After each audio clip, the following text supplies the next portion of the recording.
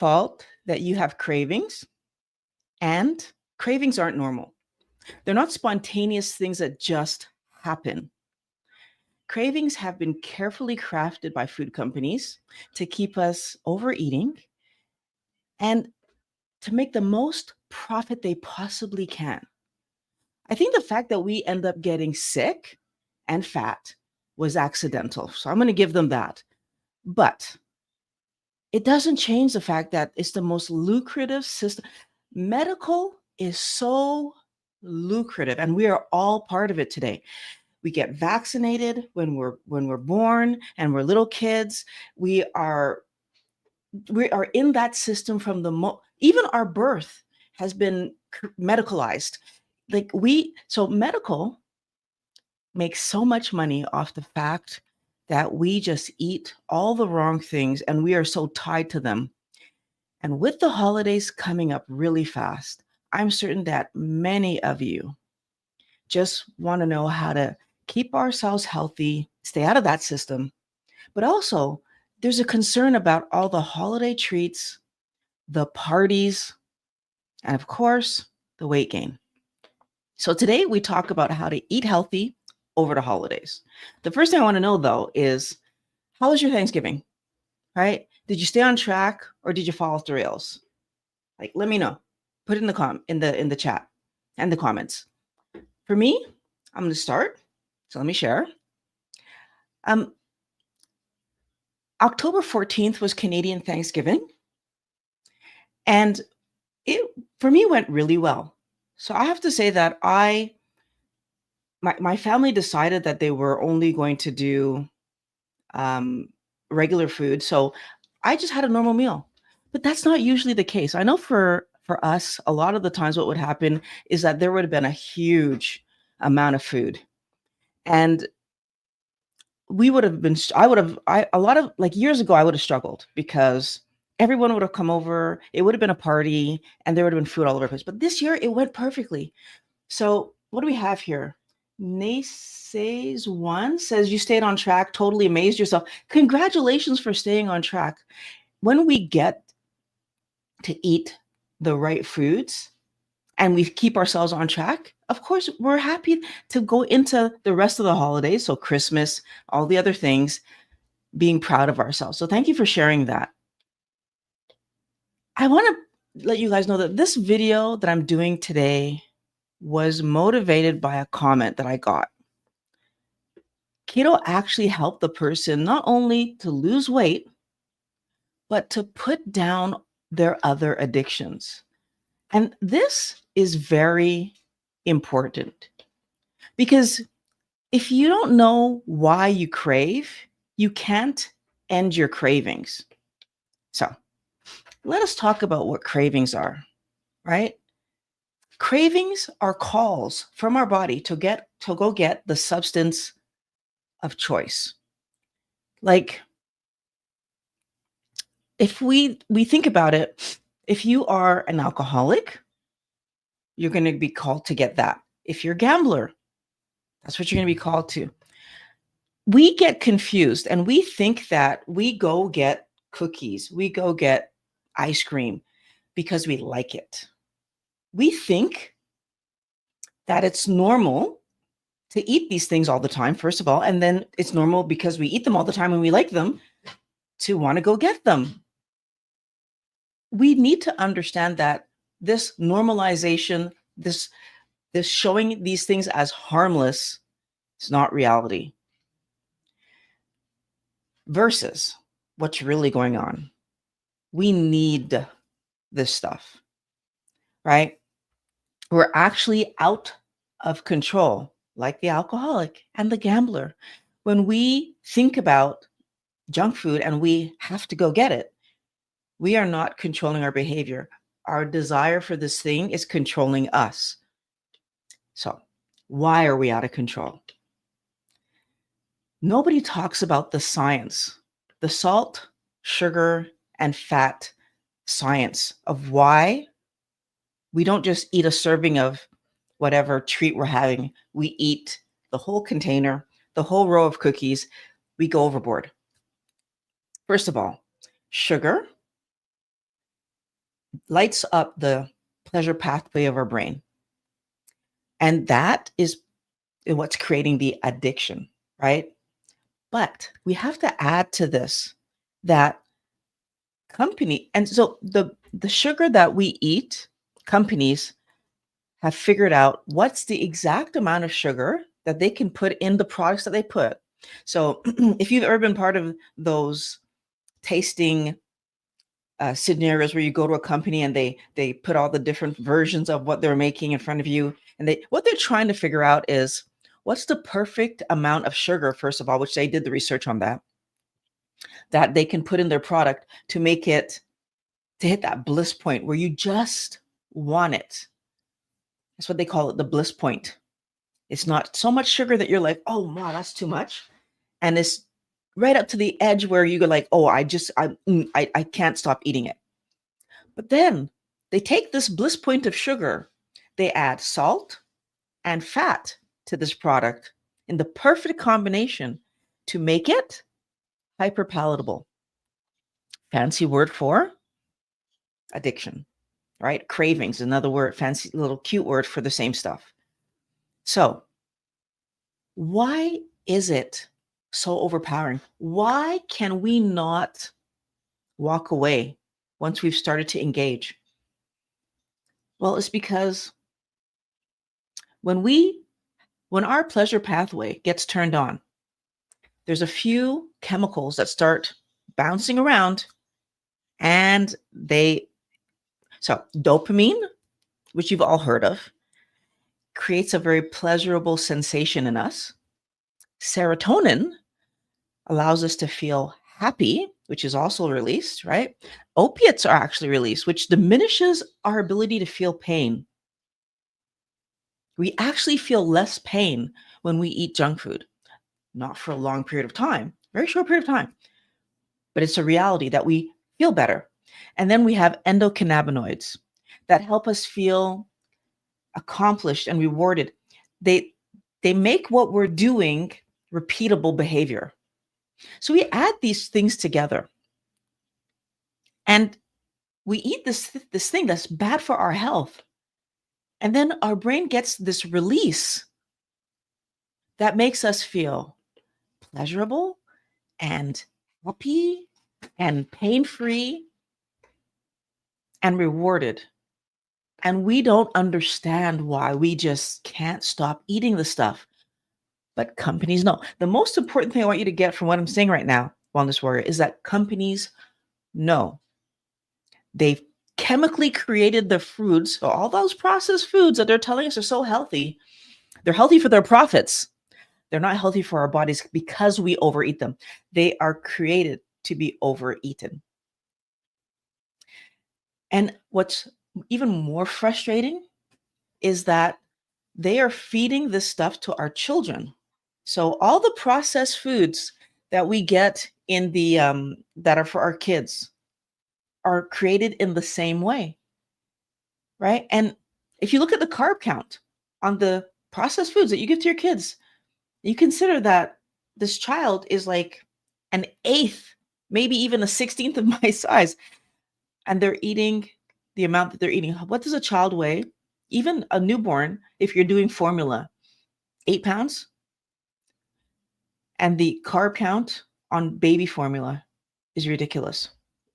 So we've been bathing our brains in these chemicals, right? So these neurotransmitters and chemicals that are being released since we were on our first processed food, however old you were when that happened. So for myself, for 40, oh my God, no, for like at the time of finding keto, for 45 and a half years, I had been bathing my brain in all these dopamine, serotonin, opiates, and endocannabinoids.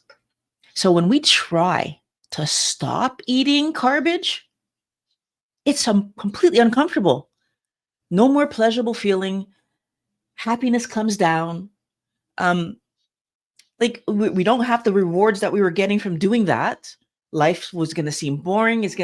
Of course you're chasing Of course, it absolutely makes sense that you're chasing Wellness Warrior.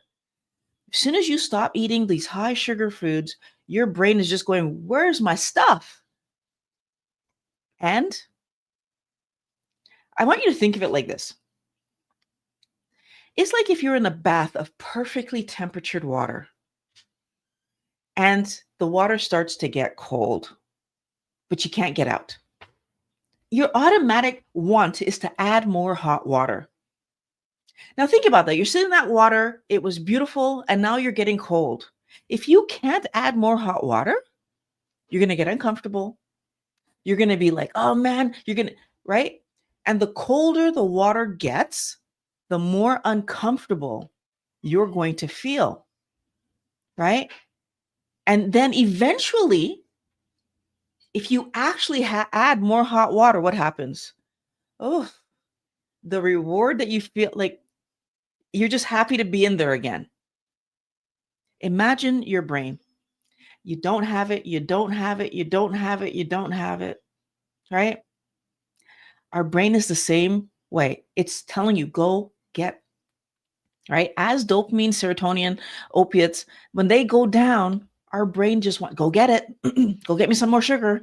Go get me some more processed food because the balance is no longer there and we don't feel good. And so our brain just says, hey, go get me some more. And we do, right? Eventually we do because cravings, that's what this is. They are the calls to go get your substance of choice. So, did you ever consider Wellness Warrior? I'm curious to know that your cravings were part of your addiction. Did you even know that we could be chasing food and be out of control with food? Because most people talk about it like it's not a real thing. I'm wondering, did you guys know that that was a real thing? Were you aware of the fact that, well, first of all, we could chase, but second of all, that companies do this to us? I'm curious. There's 14 people in here. Let me know. Had you heard this information before? Because I was shocked when I found out. First of all, when I started my keto journey, I didn't start because I was trying to get away from processed food. So let me just make that very clear. I started because I was in pain and trying to solve some inflammation. So I didn't know the food thing. I read a book from Dr. Mark Hyman, I believe it was. No, I'm wrong. I saw a video of his. He was talking to someone who wrote a book called Salt, Sugar, Fat, and I'm going to forget his name right now. But in that book, the guy was talking about all these lies that food companies have been engaging in for years. Anyways, my point is we have been fooled into believing that sugar is not doing anything. We've been fooled into believing that sugar is better for us to have, right? And it's not reality. Like, thank you for, I never heard this before, ketogenics. Thank you for answering that, T. Lewis. I think that for most of us, we didn't know that that was a thing. Nicey says it's Nicey. Thank you for correcting me. I want you to know that you have totally changed how I see food, and something has clicked in my brain. Oh, I am 3 weeks in today doing keto, less than 20 grams of carbs. I feel great. It's amazing how with just 3 weeks in, you're already seeing a difference and feeling better. And this is important information for us to understand. And that's why I'm going through all of this, because we're going into the holidays and this is where people fall off, because there's a lie out there that says, first of all, a cheat doesn't matter. But more importantly, when you cheat and then your brain gets all like messed with these chemicals again, they're going to tell you when you're chasing that you just don't have willpower, right? What is willpower, Wellness Warrior? Willpower is them telling you to just say no to sugar and it's blaming you for being out of control. Even though, as I just explained, they absolutely purposefully create the situation where you are going to crave this substance. Because why? Because this has been created for you to crave it. Willpower doesn't work. And it doesn't work because it's all about avoidance. What happens when you try to avoid something? You're thinking about it all the time. And when you're thinking about something all the time, something that you used to enjoy, now what's happening? You want it more.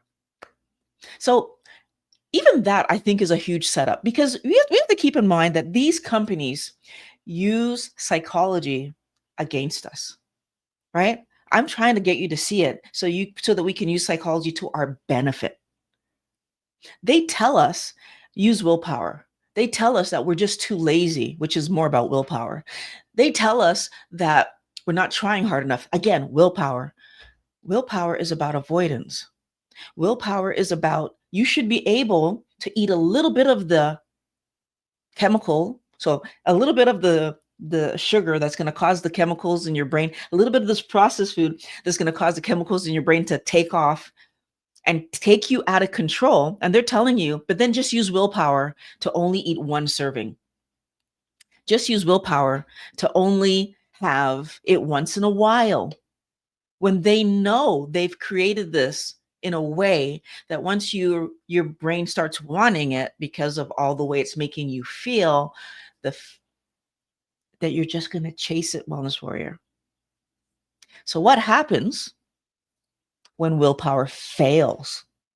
Because it will. So you have a cheat day, which is, again, a setup, right? You're doing great. You've been amazing. Look how much weight you've lost. You deserve a cheat day. They're pulling you back into the problem so that so all those channels that advocate for the fact that cheat days, they don't matter. But then they turn around and you're in their program and you're trying to stay keto or carnivore, whatever you're trying to do. But then, like, yeah, but if you once in a while, it's okay. And I've seen this not just with non-doctor people who are talking. I've seen some doctor people say stuff like this. It's like, oh, but once in a while I'll eat this off plan thing or that off plan thing. And my question is, why? What is it? But then when you look, right? Well, we need people to stay in our program, right? So there's a question mark in my mind. Are you saying that because you know some people will fall off and then are going to have to come back to your program? Is that why you say that? Are you saying that because you have products that you're selling and those products are not the cleanest possible products? And so then people will say, oh, I can have this. It's a cheat, but it's not the worst possible cheat. So what happens when willpower fails? We indulge the thing, right? And whether it's full-on cookie or it's a keto cookie, doesn't matter. We indulge this sugar tasting, delicious tasting, not real food thing, and we enjoy it even more. Why? Again, wellness, where you need to understand the trap that they're slowly walking you into. You ever heard that thing called delayed gratification? They talk about that when they say, like, how, kids that go far in school, they're really good at delaying gratification, because when you delay gratification, when you have the thing, it's even more intense. The positive that you get out of being able to delay gratification helps us to do hard things. Well, here's what's interesting. We think we're doing good for ourselves, right? Because we don't eat the cookie or the whatever, the ice cream, the whatever. And then we do really well. We go all week long eating keto or carnivore. And then on the weekend, we get our one cheat. And first of all, that feels amazing. It feels terrific. We eat the thing, all the stuff happens in our brain, and it just woo. But here's the problem on this, warrior. If you are new to keto or carnivore and you live a week of keto and then you're off on the weekend, So 5 to 6 days keto, off on Saturday. This even to say it was just one meal. If you kick yourself out of ketosis, which is often what will happen, because you are still inflamed, you've only been doing this for a week, maybe two, it will take you 5 to 7 days to get back in. So you might not actually get back into ketosis. Why is that a problem if I don't get back into ketosis? Well, because now I have my cheat meal or my cheat day, whatever it is. I'm not in ketosis anymore. I live my next 5 to 7 days. The weekend shows up. I'm out again. So maybe I had one day in ketosis. Is that long enough to heal your body? No. Is it long enough in between to intensify this feeling, this delayed gratification, the pleasure that you're getting out of eating the thing? Yes. Why do some people even do well for months on keto and then they have a cheat, get kicked out, and then they can't get back in? Because delaying gratification intensifies the positive feeling that you get out of eating the thing, Wellness Warrior. And then it's harder to go back to eating the healthy food because you want it even more. So, as counterintuitive as that all sounds, what I'm really saying is when you're eating garbage all the time, it's hard to eat healthy because you got to go through withdrawal to get out of the situation. But then if you actually get yourself out of it and you are eating, or you get into ketosis and then you let yourself back in, it's harder to get back because that rush of pleasure that your body felt is so intense. You want to eat, you want to eat, you want to eat, you want to eat. Now, I want to point something else out for those people who maybe this was the way they did keto the entire time. So 5 or 6 days doing good, off. 5 or 6 days doing good, off. You will lose weight, but you might not ever get into ketosis. If you started off this way, your body probably didn't have enough time, because 5 to 7 days. So if you're one of those people that needed 7 days, you might not even have one day in ketosis. So why do you end up losing weight? Well, because you still brought your carbohydrates down. You still did less carbs than your body was used to. Why do you stop losing weight? You're not in ketosis. Your body is not fat adapted. Your body isn't using the weight off of you in the way that you want it to. And so therefore, it's a problem. So if you want to get to the place where your body's doing what you want it to do, my suggestion is to, well, let's get through the rest of this video, but obviously it's to eat keto and without those breaks in between cheat days, cheat meals. Cheats don't work, but especially understand that every time you allow yourself to cheat, that delayed gratification is just amping up what you feel from what you've just eaten. We need to understand that our brain controls what we do, right? And to your brain, the balance is off. So it's sending you out to get sugar. So again, it's going back to my brain was bathed in all these transmitters and chemical because of the sugar that I was eating. And my brain has just been living like this with high amounts of dopamine, high amounts of opiate, high amounts of serotonin, high amounts of endocannabinoids. My brain has been living with this stuff in there for the longest time. And then I come along and realize it's not healthy, pull it down, and my brain is like, go get me more, go get me more. This is why we see people who go to rehab and they're climbing the walls and they can barely pay attention to a conversation. And they're like this all over the place because their brain is saying, hey, where's the stuff that makes my pleasure pathway go? And they can't focus until their brain calms down and understands that, oh, is this the new way we're doing this now? I didn't understand that. But once your brain calms down and understands that this is the new way that we're doing this now, things change, right? Then you're able to focus. So Robert says, I think that many food makers use sugar and sugar flavors to hook the eater to also want more carbs, like breakfast cereals for blatant example. Absolutely agree with you, Robert, that absolutely they put things, they put the bliss point amount of sugar and then the salt and fat with that bliss point amount of sugar so that this thing tastes just the right amount of I'm going to chase it. And they do that because they want the most money out of us possible. So what are you going to do about it, Wellness Warrior? How are you going to solve this situation? Well, we need to know how to stay on track. And the way that we stay on track is we eat real food. That's the first place I want you to start because it's the most important thing. I'm starting with the most important thing because if you take one thing away from this video, it should be this: eat real food. What does that mean? Well, it means that you're going to eat meat, fish, poultry, eggs, protein, animal protein. That's what our body needs: meat, fish, poultry, eggs. So that's the first place I want you to real food. Now, if you decide to eat vegetation, it should be as it came off the plant.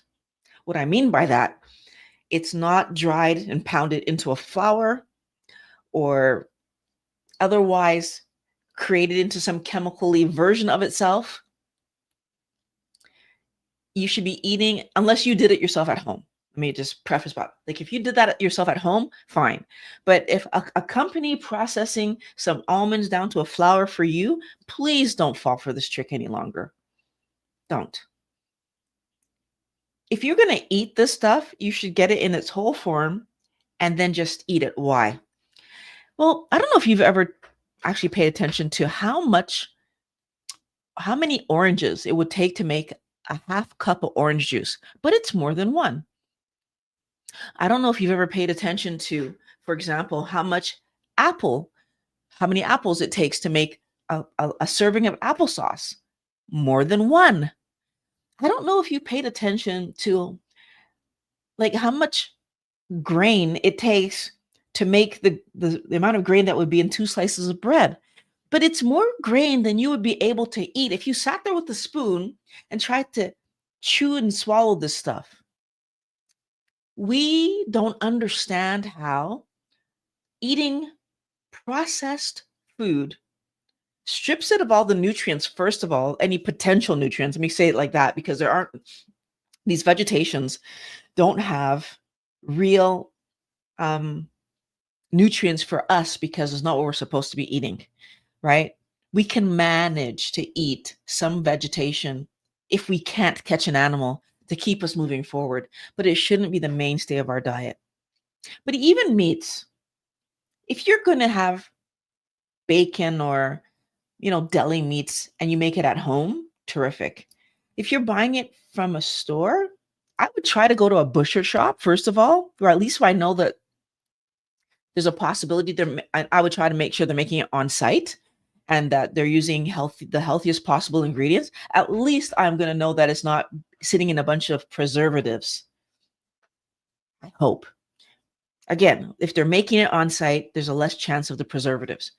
But then we add to it that all of these processed things are chemicals that don't need to be in our body that we're allowing into our body. And we need to think about that, Wellness Warrior, because it's so important for us to understand that everything that comes into our body has an impact. Please eat real food. That's number one.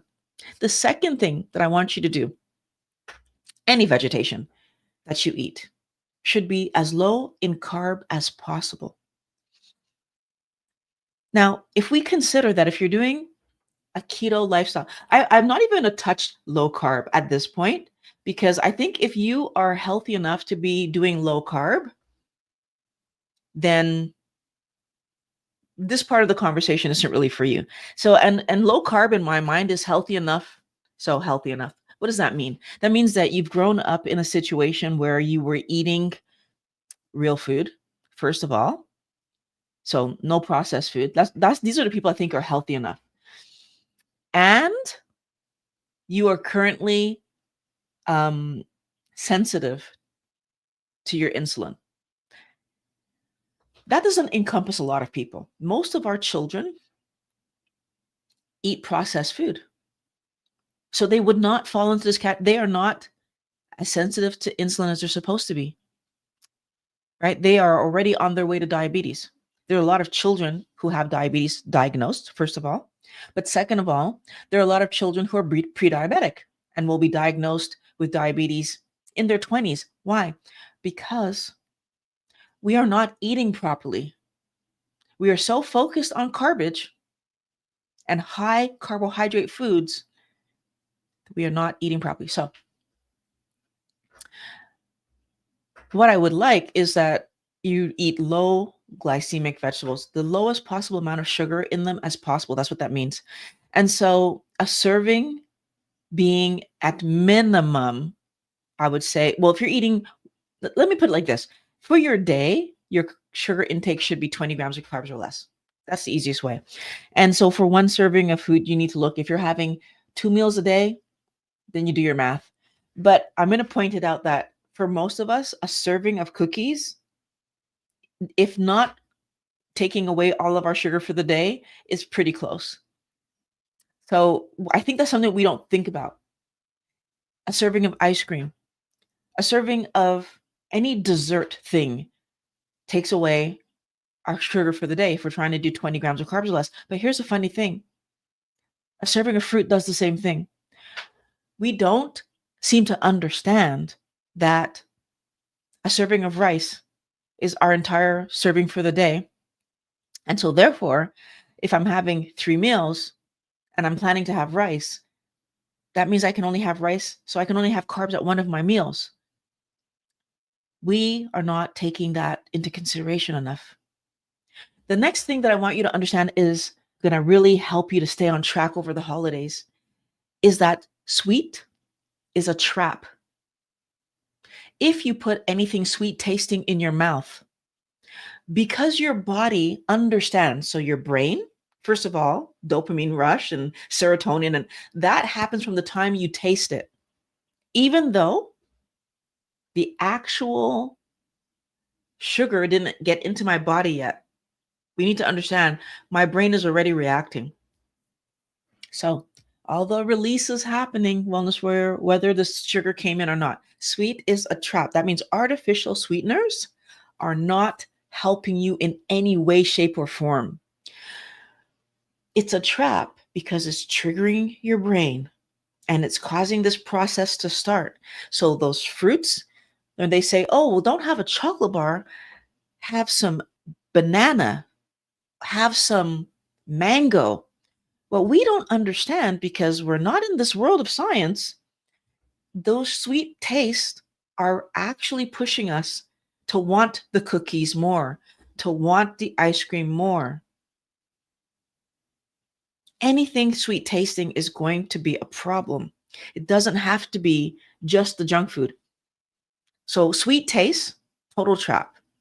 High sugar in rice doesn't taste sweet. So it's still impacting you. It just doesn't taste sweet. Now, what you're going to do is focus your attention on protein and fat. When I focus my attention on protein and fat, it helps me to feel satiated, first of all. And I think most of us know this. When you eat a meal that was a bit more fat focused, you feel full faster.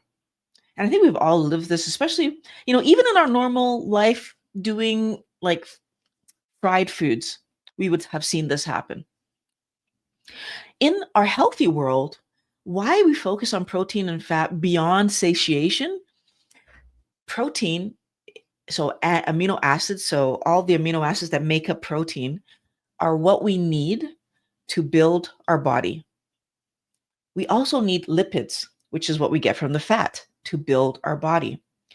We also need micronutrients, which we get from the protein and the fats, to build our body. When we focus on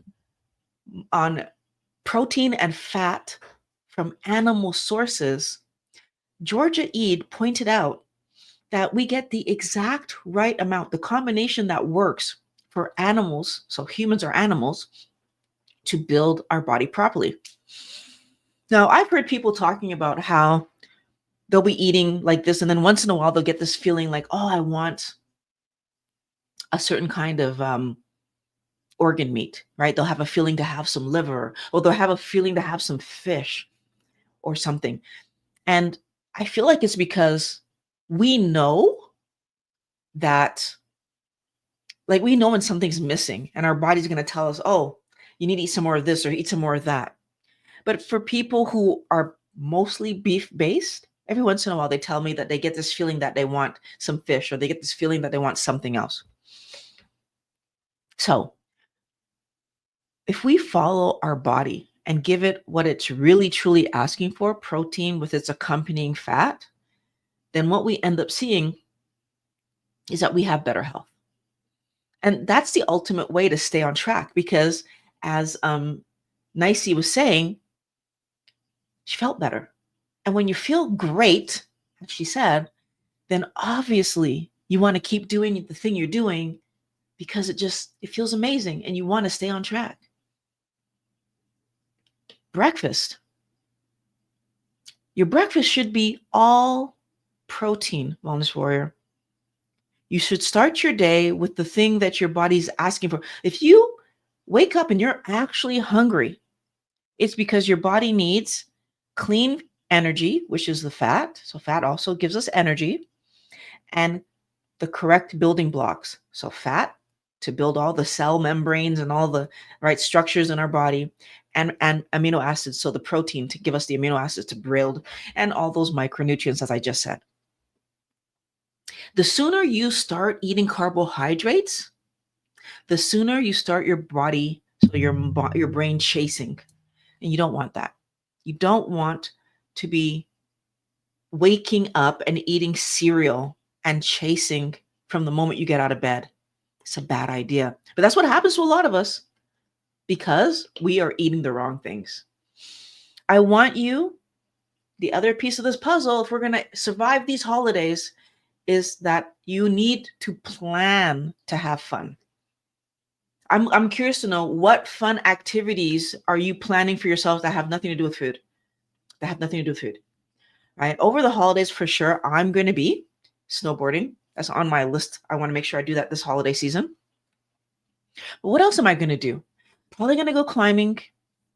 That's another thing that I have that I want to make sure I try to do this holiday season.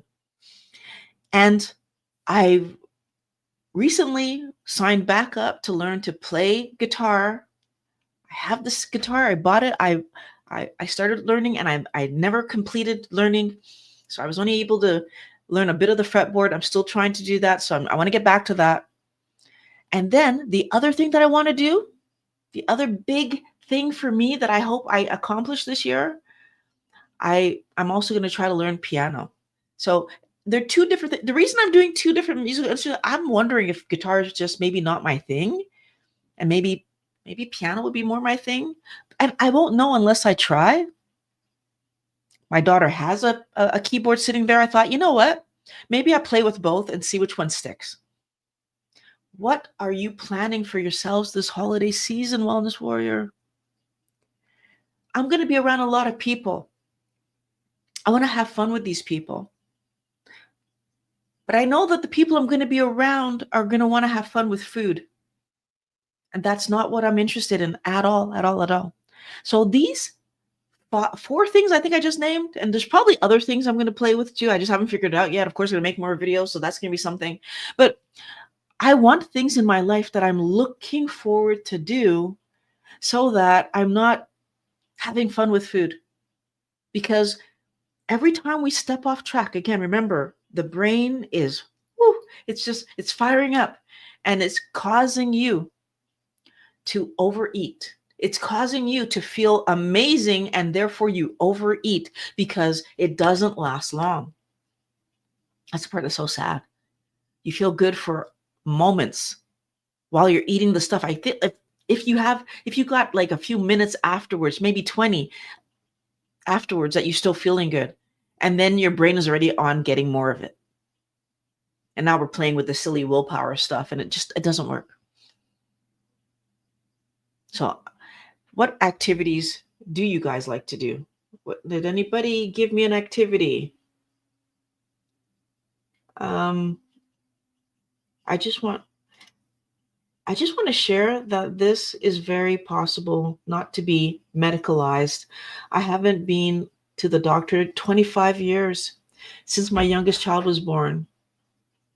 Cool. Thank you for sharing that, Bev. That's amazing. 25 years. And I'm assuming you're saying you haven't been there and and you feel good. My comfort food used to be McDonald's um, meal and a pie. I remember those pies. The apple pie was my favorite. I could put my hand up for that one. Now it's fatty meat. Never felt better. Senpai Ken says, I used to eat cereal for breakfast every single day for years. My whole family thought it was the healthiest thing to do. Um, but it was a total sugar bomb. No wonder I felt starved to death by lunchtime. Oh my goodness.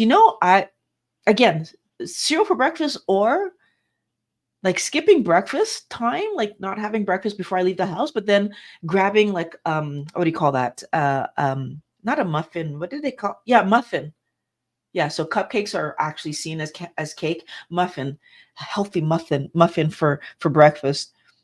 Bran or something. Oh my goodness, like how we are fooled into thinking that that thing is healthier than a chocolate cupcake. I would have been better off taking the chocolate cupcake. And you're right. And but regardless of whether I had cereal for breakfast or whether I had that healthy muffin, I was still hungry by the time it was lunchtime. Um, Also, we have a Christmas tradition of reading our new Christmas book in front of the fire. Oh, I love that, Bev. Um, oh, you know what? You just reminded me. Maybe another thing that I'm going to try to do. I keep hitting this. Maybe another thing I'm going to try to do is go to the spa over the holiday. That would be a beautiful thing to do. I think it would be a lot of fun in the weather, in the snow, to go to the spa and just be outside and do a sauna and a cold plunge and that kind of thing. So thank you for reminding me about that. I'm definitely going to try to add that to what I'm going to do. Oh, I think I missed one of yours. What I'm going to do so that sugar um, isn't so great is eat Christmas goose and venison roast and work puzzles, drinking coffee with heavy cream. Who needs sugar? I like the puzzles idea too. My mom used to love doing puzzles. Oh, that you know what? Maybe I'm gonna buy a Christmas puzzle or a puzzle to do around Christmas time. I don't know what the image will be, but that could be a really, really fun thing to do as well. Love it. Love it. Love it. Thank you for all the great ideas, Bev. Okay. So, the thing that I want to talk about next, let's see. So, those are the activities. If you have activities, it will definitely help you to stay on track. The next thing is talking to people doing the same thing you're doing. I'm lucky. Pat and I do the same thing. We're both carnivore and understand the value of eating on plan, eating healthy every single day. And so, therefore, I don't have to fight inside my house. My kids also understand that we are not going to have copious amounts of junk. Although for me, I'm so glad that I did this while my kids were young and I was able to control the food in my house because they were so young, so they weren't buying their own garbage coming into the house at that point in time. The reason I'm happy for that is then I was able to not buy any junk food that I know I would have wanted to eat, first of all. But then, second of all, because my kids are different enough in a flavor profile of what they like, if they asked me to buy something and I bought it, I didn't care that it was there.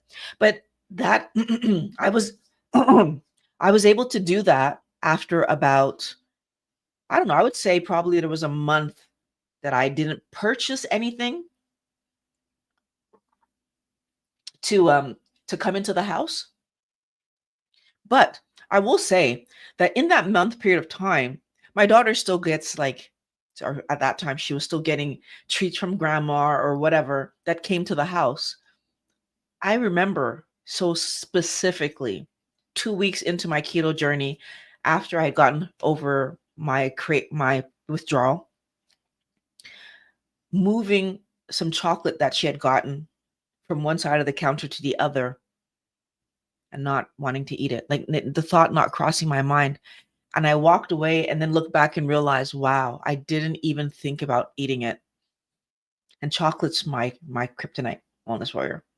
And that helped me to really understand that things were changing.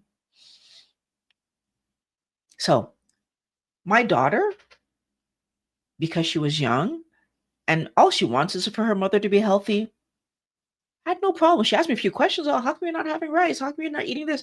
And I told her, yeah, I'm trying to be healthier. And she was fine. Like she didn't, like as a matter of fact, her not having to eat her rice, she was happy about it. So that was just a win for both of us. I think that for every person watching, you need to look around you and say, like, do I have people who at least understand what I'm trying to accomplish? Because their support is going to help you to feel, not like an outsider, to feel like you're still part of the group, just having them get it. The fact that my parents get it, right? As a matter of fact, my dad has actually cut back on the amount of carbohydrate he's eating quite dramatically after seeing my health improve. But the fact that both of my parents they understand what I'm doing and they understand why I'm doing it. The fact that my other siblings, I should say my siblings and my other family members, they get it too. They don't have to do it, but they will accommodate me when I come over. It makes living your life easier. It makes being around people easier. Do my friends get it? No, because I don't talk about it that much with them. It doesn't matter. So I don't talk about it that much with them. They've shown their disinterest, and so therefore I respect that you're not interested. Who are you talking to over the holidays, Wellness Warrior? Who are you going to be around that understands what you're doing and can support what you're doing so that you don't feel so alone? And if you don't have people, join the Wellness Squad. There's a link in the description. There always is one, wellnesssquad.org. Join the Wellness Squad because there's people there like you. And honestly, just join and start talking. Reach out, just share your story, talk about stuff. I have a new Discord server that I'm going to be launching.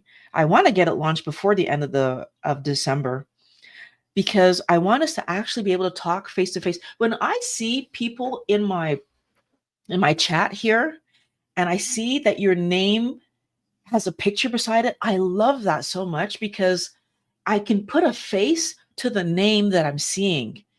And I want that for our community, that we are face to face on screen. And I'm going to be doing that in my Discord server. You don't have to turn your camera on if you don't want to, but I will so love it if you do. It's going to be a private server. So we don't have all the, the stuff from YouTube to deal with. And we can just talk about stuff. I think that the most important thing that we need to have is a feeling of community, of connection. Humans are pack animals, right? So just like we like to be in commune, right, with each other. So when you're doing something that other people don't do, but also don't even understand, like, if I know a lot of people that play music. I can't play music very well. I'm trying to learn, but I can't play music. But I know a lot of people play music. And guess what? I understand it. I understand the desire to play music because I want to play music. I know a lot of people that listen to different kinds of music than I listen to. And I understand it. I listen to the music that I like, and I get that you listen to the music that you like. And it's different than what I listen to, but I get it. I get why you listen to what you listen to. Wellness Warrior, having people around you who get what you're doing, having people around you who support what you're doing is so amazingly important, supportive, encouraging. I'm going to be 7 years keto. Well, 7 years, and I would call myself keto because I think carnivore is just a subset of keto, but keto, carnivore, whatever. I'm 7 years in. on April 20th, 2025. And I made it to 7 years because of you guys. Not because I'm in front of you guys. That's not why. Because I'm talking to you guys. Because of Pat. Because we are together and like we get it. I talk to you guys and you get it. I could see where if I was all alone by myself, the only person on the entire planet doing this, it might have been harder to maintain. Might have been. Might have been. Do I still think I would have maintained it? I would have, but only because of a silly thing about me, Violet syndrome. When I eat off plan, it's not about gaining weight. I was fat for years, Wellness Warrior, and I knew that putting bread down helped me to lose weight. I picked it back up eventually. I knew that, you know, putting certain things down, chocolate down, helped me immensely. I picked it back up. Bread and chocolate are two things that I did not ever need to pick back up. So why did I pick them back up? Because I'm around people who were eating bread, who were eating chocolate, who were, right? And the temptation was still there because I was eating all the other garbage, and actually chocolate is my substance of choice. Eventually it came back into my life, right? Delayed gratification. And when it came back in, oof, it held me. Why am I so sure that it won't come back in this time? Every time I put chocolate down, every time I put bread down, every time I put the other things down, it was not because I was in pain. It was for weight reasons. That's not why I did it this time. Me not being in pain matters so much more than me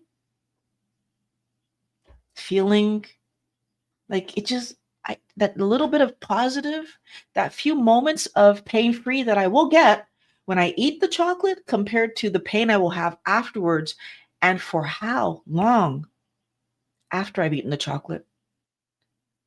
The amount of pain that I end up living so outweighs the momentary, not in pain, body feels good, brain is popping off, and all that I'm feeling for a few minutes. I understand, I empathize with you guys. Because if you don't have pain, it's really hard to keep this going. I still need you to see that staying on plan is the goal. If you want to do well over the holiday seasons, you keep eating healthy. If you want to do well over your birthday, you keep eating healthy. If you want to do well over the summer, you keep eating healthy. If you want to do well on vacation, you keep eating healthy. Any kind of cheat hurts you. And it's, again, I get physically hurt, but your weight is going up, which is an indication that your body is struggling. And it's also an indication, by the way, Wellness Warrior, internally you're not doing well. This is not just about weight. I think I'm lucky. Again, Violet syndrome. I feel pain when I eat off plan. The thing that I want everyone else to understand, if you're gaining weight, your body is trying to protect you, first of all, because if you were not gaining weight and you are not in pain right now, but you're eating all the garbage, so junk food, high carb foods, high carb fruits and vegetables, like all the high junky stuff, if you're not in pain right now and you eat garbage, that means the damage that's happening is internal. We don't have like pain receptors inside, right? We have them on our skin. We have them to protect us from external negatives because our brain, our body is not expecting us to eat things that are damaging, because our brain typically would tell us on the first taste of, nope, that's not food, right? Which, pay attention, when your babies were born and you put sweet in their mouth for the first time, they spit it out and they had a look on their face like, what was that? They don't make that face for breast milk, Wellness Warrior. They don't make that face for meat and fat. They make it for sweet. They make it for plant stuff. Kids don't like veg. There's a reason for it. So we need to stop trying to force ourselves to have things that we're not supposed to have. If you eat on plan always, then your body will do well. Your health will continue to improve. And the lovely thing, how did I transition? How did I transition from keto to carnivore? The more you eat healthy, the more your body will show you the benefits of being healthy. The more you eat healthy, your more your body will tell you which of these things are causing the problems. When I really started to pay attention, so I got from the point of I'm making meat and I have my mash of like healthy vegetables that I spice to the nth degree just so I could eat them and they start to taste good to me. And they did taste good, but they were all mixed together. And I couldn't tell if something went wrong, what went wrong and why. And so I separated my vegetables back out and I started to eat them more individualized. And I started to be able to tell, oh, when I eat this, I don't feel as good as when I don't eat it. And slowly, slowly, things came out until finally, back in February of this year, 2024, February 2024. I have to remember that date too, because that's the date that just things just went better. February 2024. And I don't know which day, I just kind of started in that month.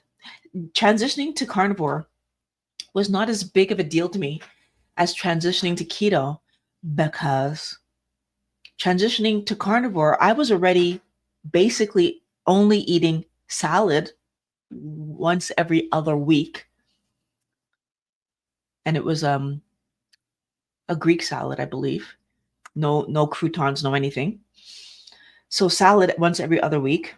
And then I was having olives on certain days of the week, or avocado on certain days. And basically, I could tell you by the time I made the transition, I was having one salad every other week, one time olives 1 day per week, and one time avocado 1 day per week. So that meant that 4 to 5 days of the week was just meat that I was eating.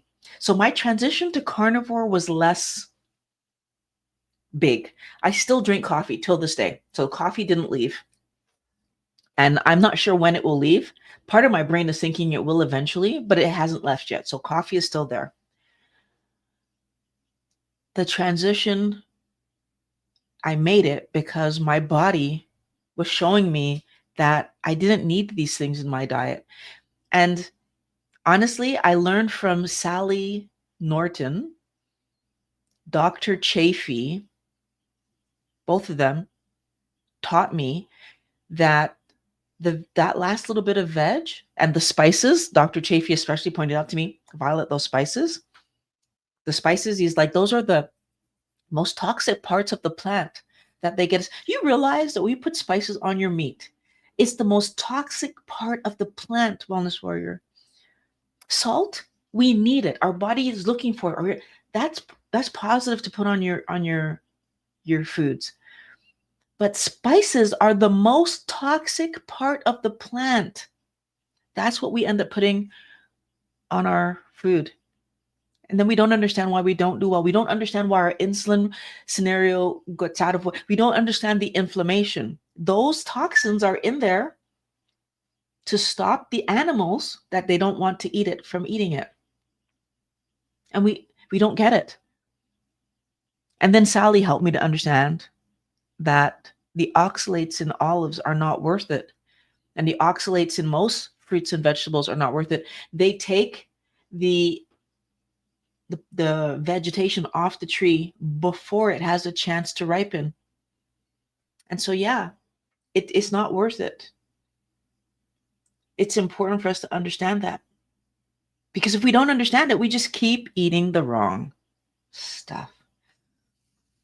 So I want you to have people around you that support you. Join the Wellness Squad. And please, even if I'm not in there when you go and talk to people, I'm working so much right now trying to get this community on the Discord going so that we can have face to face, because I thrive in face to face conversation. I think most people who've been watching me for a while realize that social media, in terms of just posting and not having the back and forth, isn't really my thing. That's why I love doing these live streams. At least I get to chat with you in the chat. But like, it's hard for me, full transparency, it's hard for me when I don't have a face to go along. Like, Chris, I would love to know what you look like. Senpai Ken, I would love to know what you look like. Like, these are things that just to me would encourage me so much more to be back in a conversation. Like, I love when I send the message to people that I've interviewed, like Emily or like Karen, or there people, when I interview people and I get to have a little chat and send them a message, because I know what you look like. And I like, we've had a real conversation, Dr. Hampton. So I'm looking forward to when this server is ready. It is technically ready. You can go and jump on. I think the link might be in the description, but if it isn't, I will add it afterwards. But you can at least put your name into the Discord, so, and like get Discord set up on your phone if you don't have it. The nice thing about Discord is like you get notifications when I say, hey, I'm in there and we're doing things. And I want to be talking to you guys face to face. I want you guys to talk to each other face to face. I want us to become a community that actually knows each other, that has real conversations, that understands each other's history. I'm excited for that. Can you tell them I'm excited for that? Okay, let's see what kind of comments we have right now. And then because I've been talking for an hour. Oh yeah, having supportive people around you can completely change things, making everything easier and infinitely more enjoyable. Thank you, Ken. I totally agree. Like I said, happiest, luckiest person on the planet that I have Pat, and that my family lets me do what's healthy for me. Chris said, well said, Violet. My last McDonald's cheat meal left me with intense stomach pain. That experience taught me to love myself enough to avoid it forever. Pain truly can inspire positive change. I wish we didn't need the pain, but I understand that some of us do need it. Some people don't though. Like there are people who've done carnivore and they lost weight by with and they didn't have pain, and they were able to stick with it because they were able to incorporate the data and understand that it was healthier for their body. And I wish I would have been one of those people, for real. I wish that my body, well, I would have known. I wish I could have known back then that my body pain, well, it was still a little bit, would have been about pain though, right? Like, I wish I would have understood that there were internal damage happening. That's what would have got me. Understanding that the internal if I wasn't feeling pain, but I was eating all that garbage, then that automatically equals internal damage is happening and your body is actually struggling. If I would have known that, Wellness Warrior, yeah, I sincerely think that I would have done better, for sure. So that would have definitely, I think, been a game changer. We live and learn. We live and learn. But I want, if you can learn from my experience of having to have had pain and to figure this out, I want you to learn from my experience. But if you need to live it, you need to live it. And you will, because that's how life goes, right? People fall off the wagon and start binging around this time of year, assuming they can just start fresh in the new year. However, I believe we should rethink the entire concept of New Year's resolutions. I definitely agree. Here's the thing. When you binge over the holidays, a lot of people take like weeks to get back on track. And I think the thing that we don't think about, and these kind of ideas come to me just because I'm always looking deeper. Maybe that's just like the scientist in me, but like I'm always looking deeper. When you eat off plan, and now that we know that the protein and fat that you need to build your body come from animal sources. The fats that they use in processed food, plant sourced. There's chemicals in processed food. And of course, all the sugar that's causing inflammation. When we look at the fact that if you eat off plan for, let's say, even if you eat off plan for just the 2 weeks of the holiday, and then you get back on plan, but that's 2 weeks worth of food like substances, I should call it, that came in. And now what? Well, you need to actually go the next how many years with this stuff in you, building you. So all the positive, all the healthy stuff that you did the weeks before that, trying to get your body to a good place, and then you turn around and you eat garbage and you bring this toxin in, or these toxins in, there's a bunch of them over the 2 weeks, and they're going to live with you for 10 to 20 years, depending on which organ we're talking about that got damaged. Why would I want that? Right? And I feel like this is the thing, is that what we don't really fully get is that it's like this shirt I'm wearing, right? Like I'm wearing it today and it looks nice, and that's one wear. But it won't look like this forever. I'm going to wear it tomorrow and the next day and the next day, right? And let's say, and then I wash it and I wear it and I wash it and I wear it and I wash it. And at some point I need to buy another one because it doesn't look like this anymore, right? The color's going to fade. The image is going to start coming. Like, the truth of the matter is, over time, there's damage happening. And now this is a shirt. It can't repair itself, but our body can, Wellness Warrior. So since our body can repair itself, we kind of think it's like I wear the shirt, I throw it in the garbage, and I put a brand new shirt, but that's not how it works. It would be like if I wear the shirt for a few days and I put it in the wash, and like the wash could restore a positive by like 0.001%. But like, had I worn it in a way that like, so now how I wear it matters, because like, let's say I'm rough and tumble and like I'm getting holes, and it can repair like 0.01%, or even let's say 1%. It'll take 100 washes for it to be 100%, but I'm still wearing it in between. So if I'm wearing it in between and it's going to take 100, you know what I mean? So it's like, versus if I'm wearing it in a way that it stays like this, and I wash it and it gets a 1% improvement, and then I take it out, but like my wear and tear on it is only 0.5% deterioration, my shirt will stay ahead of the deterioration, right? And this is why it's so hard for us to see it, because those are the kind of numbers we're talking about. You don't eat a cookie and you're 100 pounds heavier tomorrow. You eat a cookie and you go up by 0.001 gram or something. It's like you have to eat so much of the wrong thing to gain a pound in a year. Or actually, I think we gain 3 pounds a year, they say, on average. So 3 pounds a year, that's a small amount. However, over 10 years, right? It's 30 pounds. So like, we need to look at that math. If I wear the shirt and I'm careful with it, then when I wash it, it's actually improving. If I wear the shirt and I'm not careful with it and I wash it, it's going to need replacing. We know that our body eventually is going to fail. The question is, how quickly? I definitely want to call this out. I watched a video from what's his name? No Carb Life. I was so happy for him, first of all. But second of all, I feel like every time I see a video of his, he's looking healthier and healthier. When I interviewed him versus how he looks today is so different.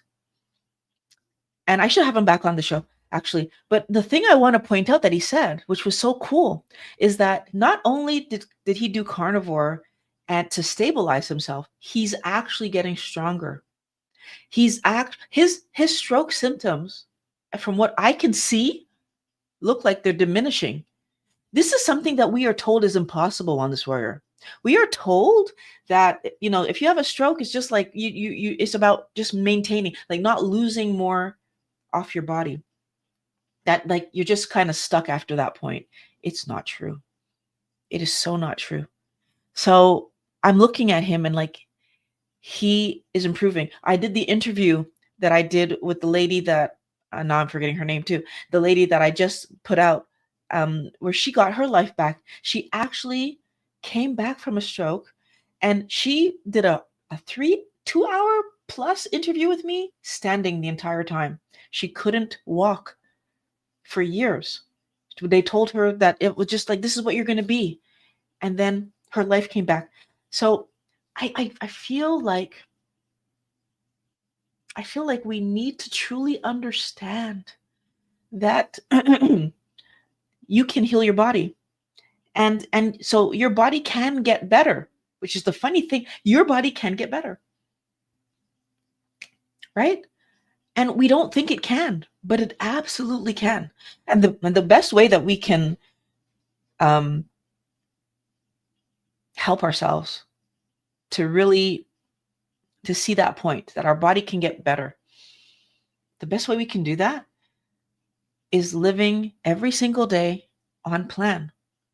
If you give yourself, and especially if you do carnivore, because the guy from No Carb Life, he's doing carnivore and his stroke symptoms going away.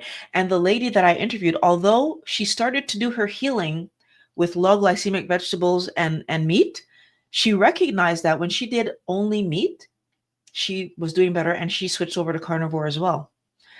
It is amazing what we can accomplish. Michaela Peterson, another example of it, what we can accomplish when we eat real food, meat, fish, poultry, eggs. Amazing. So I'll have my picture up for the next live. Oh, Chris, thank you. I really do love seeing people's faces. And I hope that you're going to join me over in the Discord. It'll be fun to have people over there and having some chats. I've recently been noticing the emotional pain of eating sugar. Did so through Thanksgiving and was just so blue afterwards. And we don't understand it. We don't understand it. I think that, but the good thing is you saw it this time. So do I let myself engage emotional pain again? So, because emotional pain is real, right? Like it hurts. It's not because I don't have a cut or like like I feel like emotional pain is even worse because for what my body is going through, it impacts everything else. So for example, if I'm emotionally not doing well, I'm not going to go see my friends. I'm not going to do my fun activities. There's a lot of things in my life that just won't happen because my body's not feeling well. I want us to feel good. And the preference is that we feel good all the time. Let me see here. Marnie Mack. I no longer see the need to eat all the things during the holidays. The best gift to myself is to stay feeling optimal, to enjoy the holidays and the family. I love that. And honestly, I can say that in my almost 7 years of being keto, once that clicked in for me, so that's when I stopped making all the replacement treats, because replacement treats just cause you to chase anyways. Even if you're chasing things that are technically keto, if you're overeating them, you're still creating a problem for yourself, which is what happened to me. And you start to realize this isn't helping me to be healthier. This isn't helping me to feel good. This isn't doing anything positive for me. Why am I still doing it? So I'm glad that you're sharing that. It helps people to see that I'm not the only person who can do this, by the way. We can all do this. Bev says, how we talk about our food is so powerful. It's much smarter to say garbage than comfort food. Thanks for my favorite new word. I can't wait to use it. Absolutely. Absolutely. Because, we've so gotten used to the idea of junk food being okay to eat, being normal to eat, being, shall I dare say, some people even think junk food is just as healthy as regular food. And I've heard that said, and it just blows my mind that, oh, if you eat a pizza, it has cheese and pepperoni, it's just as good as eating a steak. How can that be possible? A processed crust cannot be as healthy as a steak. Processed pepperoni cannot be as healthy as a steak. But we think this because we've been taught this, because that's what they want us to think, because it keeps that door open. You can eat pizza, you're gonna eat burgers, you'll come back to the the chocolate bars eventually, Violet. You'll come back to the bread eventually, Violet. And you do end up doing, I did, right? Back then when I was eating that way, I did end up back to eating all the wrong things. I think the longest, I'm curious to know, what was the longest that you gave up some horrible food that you were eating? For me, I'm going to say that I actually gave up bread. I know it was more than a year. I can't remember if I made it for the full 2 years, but I didn't eat bread for a full year and a half minimum. But I think I actually made it to like almost 2 years. Why bring it back? Like you have to just wonder, like, why did I allow it back? And honestly, I don't even remember what was the thing that caused me to have a sandwich, but I did. I ended up having a sandwich. And then next thing you know, bread is back in my life. Doesn't make any sense, but there it was. Like, what was the longest that you guys ever went without eating eating the thing that you swore you would never eat again? For chocolate, I don't think I've ever made it more than like, I would probably say 6 months for chocolate, only because there's always a holiday that involves chocolate.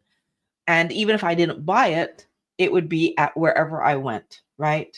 So you go, there's chocolate for Christmas, there's chocolate for Valentine's Day, there's chocolate for Easter. So like getting through a 6 month period without there being chocolate was really, really a struggle for me. But I went 6 months without purchasing it. Actually, I can say probably even Halloween. Don't forget Halloween. I could say I probably even went longer than that without purchasing it. But then once you start eating it,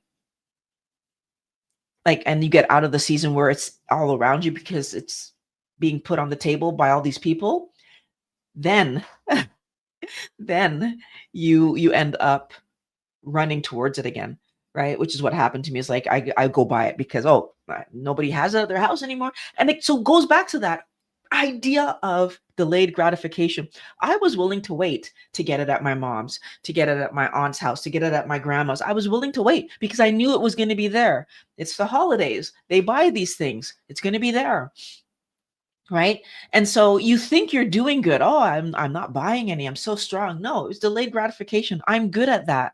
That's why I got all the way through university and like have all these degrees, because delayed gratification means that when I have it, it was just even that more rewarding to my brain. And so, yeah, that's what I did. I think it's important for us to really understand what is happening, because if we don't understand what is happening, we think we're just, well, we're using the willpower the right way, right? When willpower is actually just controlling us and spinning us in circles and making us think that we're doing something good, and then we're right back in the bad problem again. If you actually solved the problem, you would no longer be in the bad problem anymore. That's what it means to solve the problem, Wellness Warrior. If you solve the problem, you're no longer eating off plan, and you're no longer chasing, or you're no longer falling off and falling back on and falling. Yeah. Thanks for the whole idea of cheating comes from a place of feeling deprived. We need to think that we get to eat meat, not that we can't eat garbage. Absolutely, Bev. Yes, that's exactly what I'm talking about. We get to eat bacon, right? We get to eat the fat on our meat. I remember, like, and especially back when but even with salt, fat with the right amount of salt, mwah, it's delicious. But even when it wasn't having salt, I'm sorry, when it wasn't just salt, when it was spiced, like that was always my favorite part of the roast. I wanted that end piece with the fatty part. Like I always wanted the pork chops with the fat around it. People were cutting that off, and that chicken fat, different story.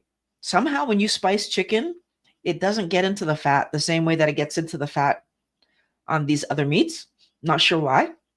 Maybe the skin is just that good at keeping it out. But so chicken fat was always one of the few fats I would throw away. But we get to eat meat. We get to eat all the fatty meat we want. We get to it like all the we get to add extra butter if we do dairy. These are good things for us. So, yeah. Chris, I normally listen on the lives, but would like to tap into the community. How do I do so? Oh, if you go to wellnesssquad.org, there should be a link in my description, wellnesssquad.org. But if the link is not in the description, I will put it in there afterwards. Or actually I can probably do this, but you still have to write it down. But here we go. wellnesssquad.org. If you go there, you will be able to, so there's 3 S's. If you go there, you'll be able to join the community. And like I said, actually, I'm going to put this one up too, so that you can go, if you go to the coaching, you can navigate to so if you want to do coaching with me, that's a possibility, but it's a group coaching because again, community, I'm trying to build community. I'm trying to build people talking to each other. So if you want to go there and do coaching with me and get in with the people that are together and supporting each other, that'd be perfection. But the other thing you can do from that page, you can go to the home page and join the Discord. So the roadtohealth.ca is where the Discord is, because like I said, my goal is to get in there, and I want to do the face-to-faces. I love the face-to-faces because we get to know each other.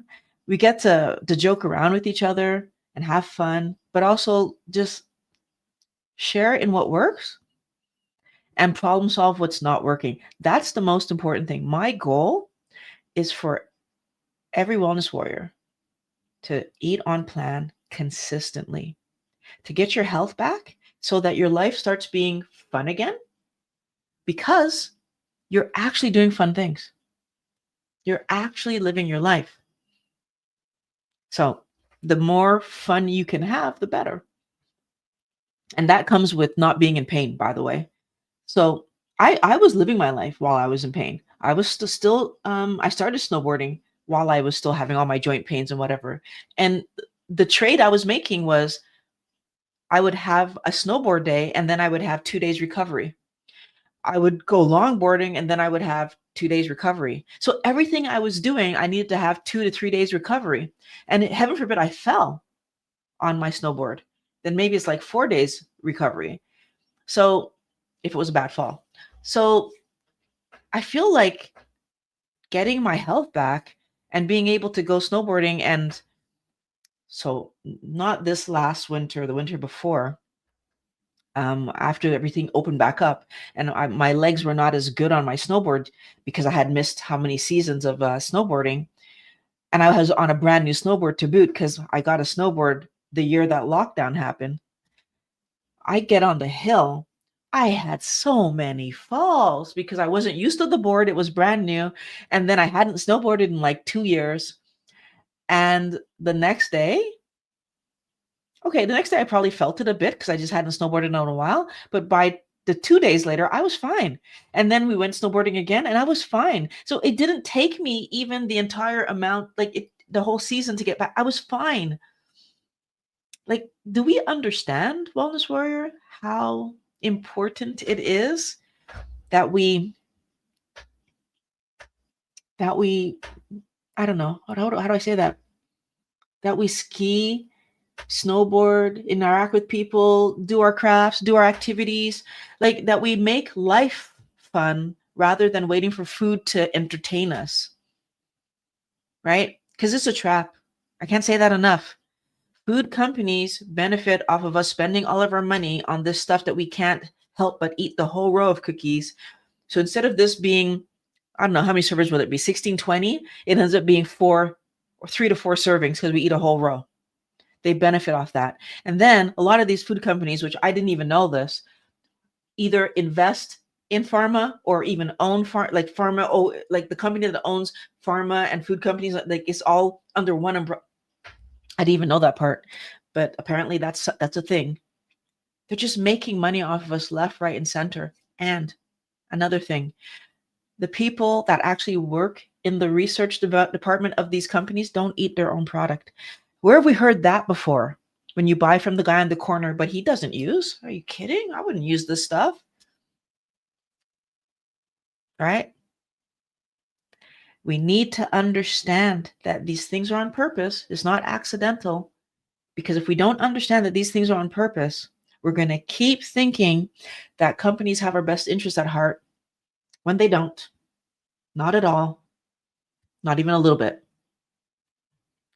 I'm so happy that you guys made it here with me for this hour and a half that we've been chatting now, hour 25 really, that we've been chatting now. I hope that this information was helpful to you. I'll be live again next Monday. I look forward to seeing some of you guys over in the squad.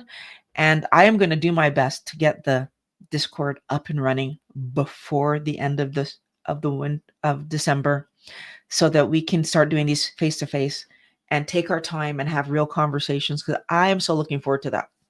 And also, there's some videos that I want to share with you that I learned from, that I think you're going to get like a real aha understanding out of when we watch them together. So that's going to be a hoot. So I'm looking forward to having you guys in the squad and also in the Discord. I'll talk to you next week, 11:20 Monday, as usual, Eastern time. Bye, guys. Have a great rest of your day.